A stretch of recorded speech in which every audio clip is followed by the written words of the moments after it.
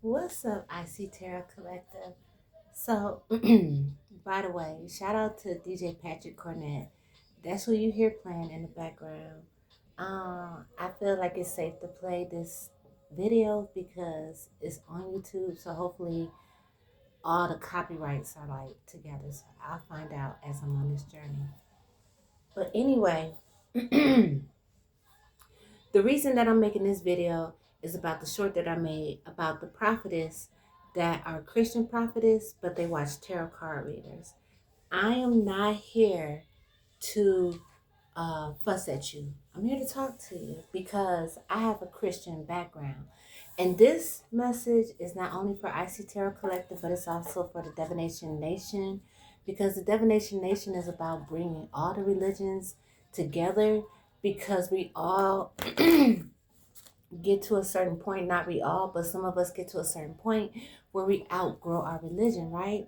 So what I'm basically talking about, okay, is when you get to a point in your church life, right?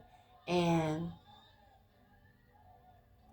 you emulate the first lady at your church. So like in a Christian church, that's like the pastor's wife, or it could be like the mothers of the church, or it could be like the mothers of different organizations, leaders, like even the choir director, the nurse president, or what have you.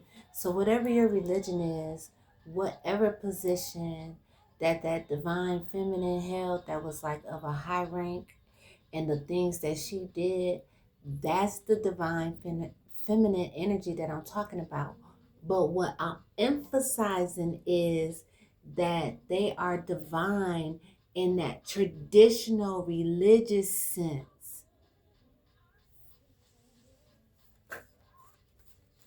Mhm. Okay. Because you either are this divine feminine that I'm talking to in this position, in this religious organization, thank you, Holy Spirit, or you are watching, or you feel like you are elevating higher than this divine feminine, and that's confusing to you because you might be single, you might feel like this is against what your religion teaches you to do. Like your family might be the family that always does uh submissive behavior to the divine feminine family of your religious organization. But the truth of the matter is, regardless of your social class or your financial status, your romantic status, you could be the chosen one. Okay? Now, if my sweater's bothering you, I could have cut it, but see, it's already got a hole, so I feel like if I cut it, it's gonna just, so that's why I didn't cut it. But I just like this cardigan. But anyway, now that I said all that, apply that to your religious organization. And I'm going to talk about religion because I'm going to talk about Christianity because I grew up in a Christian church base. People that's going to really understand what I'm talking about are people that are in the following: Kojic, um, Baptist, Southern Baptist, Pentecostal, okay, AMC, non-denominational. I'm talking to y'all. Y'all people in the South. Y'all people in the North. Some of y'all in the East and some of y'all in the West. I grew up on the King James Bible. I'm gonna keep it a whole buck with you. Was a Sunday school teacher. No, vacation Bible school teacher for a whole week at the age of 12. That's a true story. That's a true story now. I had so much knowledge of the Bible at the age of 12 that they entrusted a very profitable, successful vacation Bible school program, because we're talking about the late 80s, like when people believed in putting their kids in vacation Bible school, baby. And I had the 2 and 3 year olds that summer, and I'll never forget it. And baby, they learned. And when they did their Friday end of the year program, it was the best one. And I'm getting tears because I really never just reflected on that group of children and how that was such a big role in my life. Now listen to what I'm saying. The first lady of the church, who is now passed on, was the one who picked the Bible's vacation school of teachers. Vacation Bible School was her baby. And if you got picked to be a vacation Bible school teacher, like, it was a big deal. So I was 12 and I got picked over adults. But see, I had already been working in the nursery with the 2 and 3-year-olds too. That just came to my memory. I had been working with the children in the nursery. So I had a relationship with most of the kids anyway. But listen, when I tell you that I spent decades in the church, in the choir, as a child, the children's choir, then the young adult choir, and then turning 16, moving on to the adult choir, and being in the adult choir at different churches in different states. Like, I have moved, okay? Listen to me now, prophetess. I've moved to different states alone with my children and sought out a church and joined the choir. And you know they didn't like me, right? Because who likes a beautiful single woman coming to their church? Especially when you're in the South. And these churches are family oriented, community related. So if you're not in the family, you're from the community. And I was neither. And then, like, I didn't know I was giving off the energy of having high confidence, but I was. See, I just really found my confidence, but it was always there because it takes a lot of confidence to move to another state by yourself with your children and then, find a church, visit churches, find a church and join the church and really try to make a name for yourself. And that's what I did several times over and over and over. The whole time studying the Bible, okay, praying, paying what tithes that I could, but more than anything, being faithful. Because I'm going to keep it a whole buck with you, prophetess. I used to take my food stamps and buy groceries for the church if I didn't have money. Real talk. I used to buy juice. I used to buy bottled water. 40 packs of bottled water. I used to buy, because I was a couponer when this was going on. I was a couponer, right? I would give the church gallons of Clorox, paper towels. I would get the pastor Tide and whatever I had, because I had a lot of it, baby. Because when I was telling you I was couponing so much that I could do garage sales with my coupon products and still have enough for myself. And after I stopped couponing,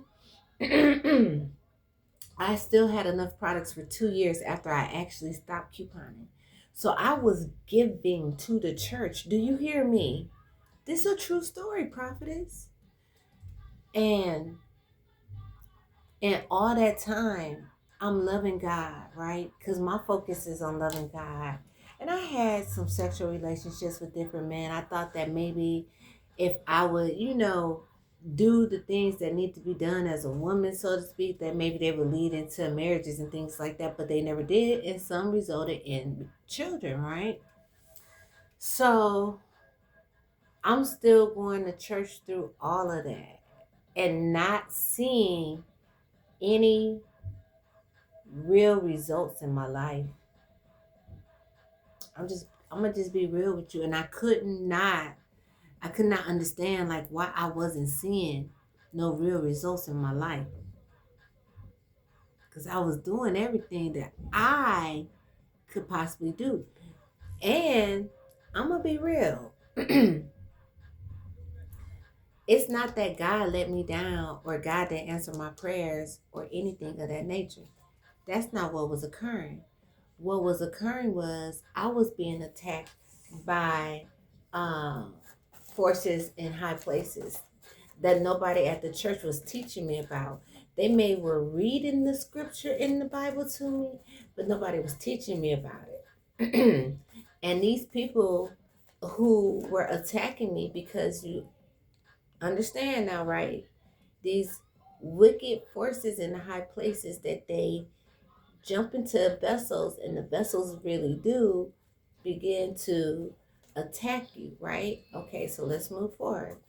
So by me not being awakened in my spirituality state, I was easy to attack. It was easy to make me look crazy. It was easy to take my money. It was easy to attack my relationships. It was easy to turn people against me. It was easy. But I went through several events, right? While going to church, okay? And it caused me to have a spiritual awakening. And I'm gonna be real with you, because I know, like, on some of the platforms there's a lot of talk about warlocks going on, but I'm gonna be real with you. I was involved with a man. I was involved with a married man that had my mind gone, like gone, had me thinking that we were gonna be in a poly relationship. I'm telling you, and that's how far I had to go down, I guess I could say, for my spirituality to be kicked in, for me to realize that, because this whole time I was going to church. Like, he was telling me, he was proud of me for going to church.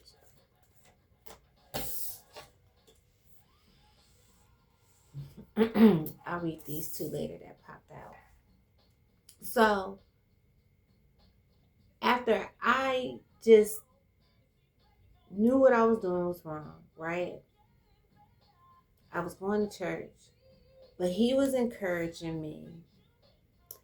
He was encouraging me to um make an OnlyFans page. I'm gonna keep it real. I'm gonna keep it real. Look, he was encouraging me to make an OnlyFans page, right? But I was like, 'cause at this time I was like 45, 46. And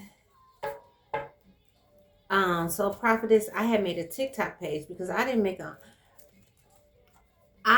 an OnlyFans page, but I never posted anything on it because I honestly didn't know how to post on it. I didn't know how to post on it because I was like 46.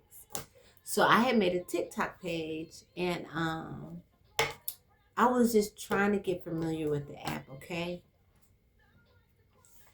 And some kind of way, tarot started popping up on my TikTok app. And I didn't even search tarot. And I'm like, what are they doing? And of course, I was like you, like, ooh, tarot's wrong, tarot's of the devil. And I was looking at it right, because I had intuition. I knew right from wrong, but I was looking at it and I was like, that's wrong, but why do it make so much sense? Because my Christian brain just didn't understand why it made so much sense. Okay, we got 3 that popped out so far. My Christian brain didn't understand, like, why it makes so much sense, right? And I just kept watching it. And the people that I was guided to, because I was guided to good and bad. But like I said, even in my um unawakened state, like, it's just some shadow negative stuff that did not resonate with me, okay? Because it's like some places I'm just not gonna go, okay? And it started resonating with me, and it started resonating with me. And the next thing I knew, the next thing I knew, I was praying, and God was telling me that what I was seeing and what I was hearing was true. Now, when this transition first happened, I didn't know that I had a calling on my life to be a teacher of the leaders of tarot and other divination methods. I didn't know that, because this was like 2.5 years ago, almost 3 years ago now. Yeah, almost 4 years ago, because I'll be 50 in 2026. But like I was saying, right? So I started watching tarot, and some of the readers that I was watching, they were talking about Jesus, right? Which I resonate with Jesus. I know Jesus from my church days, right? I know Jesus, right? I know Jesus. And God was like, yeah, what you seeing is true, and all of this and that. And from there, I went into the dark night of the soul. Okay? Now, I shared that part of the testimony to show you how I transitioned from Christian religion into spirituality. I didn't say that I transitioned from being a Christian to being a tarot card reader. That's not what I said, and that's not what happened. What happened was I began to have the belief that God was sending messages through these tarot cards. And the very first thing I did was I researched what tarot cards were. And that's when I found out that they have different series within the deck, and some that are related directly to God. And then I went back and I started watching the readings and listening to what they said, because like I said, I had intuition. And this whole time I was going through the dark night of the soul. So I was working on myself and working on, the the sexual relation and stuff like that I was having, and other issues of my life that I had to clean up, right? Because it's a process. And like I always tell you, as long as it takes to break it, it might take that long to fix it. So like, if you've been out here 25 years, give yourself 5, 6 years to get everything. You know what I'm saying? Some people heal faster depending on if you have children or not. No shade, because I still have one grade school age child. And the reason I'm saying that is because if you do have children, you may not be able to spend excuse me, I'm gonna have to pause and get some water.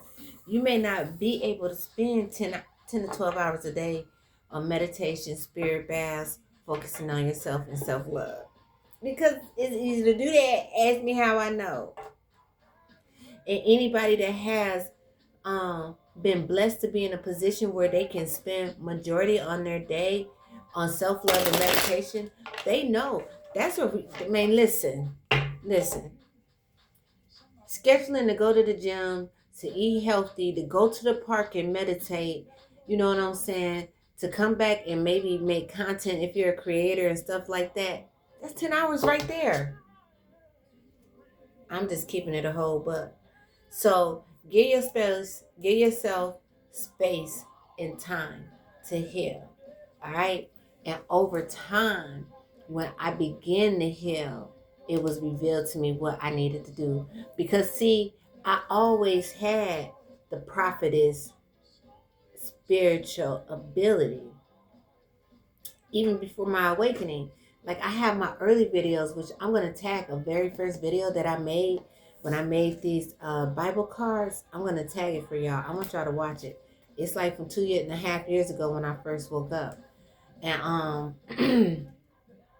I remember like I was like, man, I gotta do this. Like I didn't even want to use tarot cards at first. Like I was using a tarot card, but it was like bugs and insects and flowers, because I felt more comfortable with my soul. Because for some reason at that time, like these pictures, they were graphic to me. And this is not even graphic, but it's just because I was tender at that time. And that's why I'm telling you, like, if you are a Christian prophetess or whatever your, religion is, if you're in that, but you know that you're being called to a higher spiritual level, it's time to move forward, because we wrestle not against flesh and blood, but against, the rest of it. Now, let's see what came out. I have a Bible tarot deck that I'm making, and it has 4 categories. One is called spiritual warfare, all right? And spiritual warfare came out, and this is based off of the armor of God. I'm going to use this deck right here, right, to give you all overall energy. So in the spiritual warfare, I got the full armor of God, Ephesians 6:17. Take the helmet of salvation And I correlated the helmet with the crown chakra, okay? And that's how I made my card.